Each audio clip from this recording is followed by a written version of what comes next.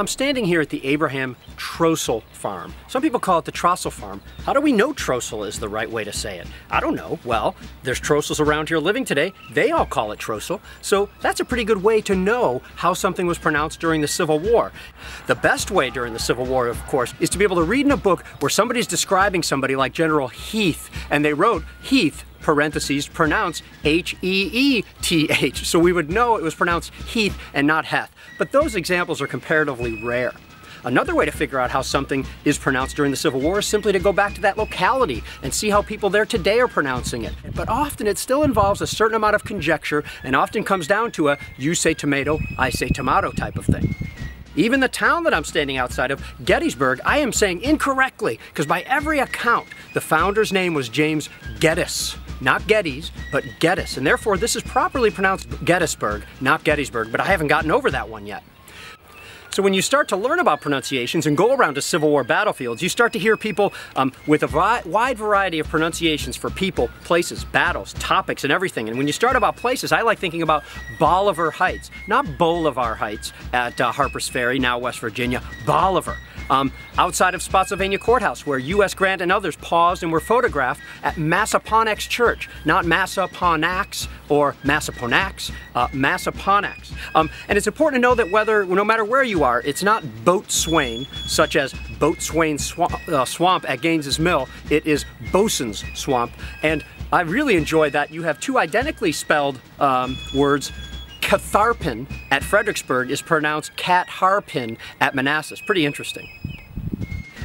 One of the most frequently mispronounced terms in terms of people would definitely have to be what looks like Taliaferro, but is in fact Tolliver, a prominent officer during the Civil War, as well as the other officer of the Iron Brigade that looks like Meagher, and it's in fact Marr, Thomas Marr. Benjamin, not Huger, but U.G. U.G., it looks like Huger, but that Southern commander is just U.G., not to mention many others. You don't often say James B. McPherson's middle name, but it looks like Birdseye, but apparently it was pronounced Birdseye.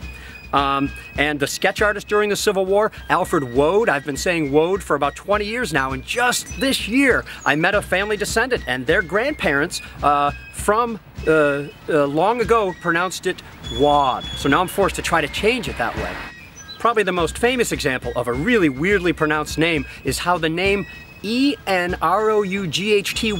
in Rufty is actually pronounced Darby.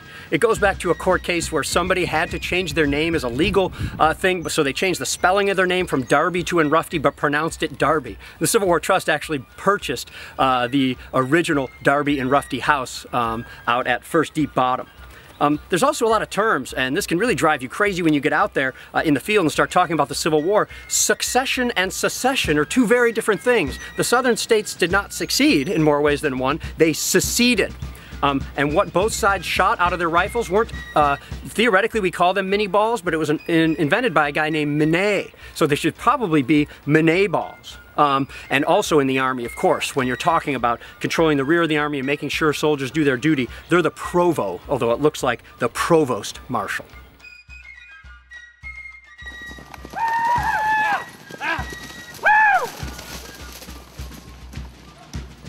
Even some of the war's very well-known battles are often mispronounced. It is not Antietam or Antiem, as some people say, it's Antietam. And Appomattox is pronounced that way, not Appomattox, as I often hear it pronounced. The most mispronounced battlefield, in my opinion, strongly, Chickamauga, not Chickamauga. I also hear people often saying Fort Sumter instead of Fort Sumter, and I've even heard many people mispronounce Robert E. Lee or Abraham Lincoln, as hard as that is to imagine, but this is a fun exercise. Talk to people from local areas, try to get their take on how things are pronounced, and let's try to get this right.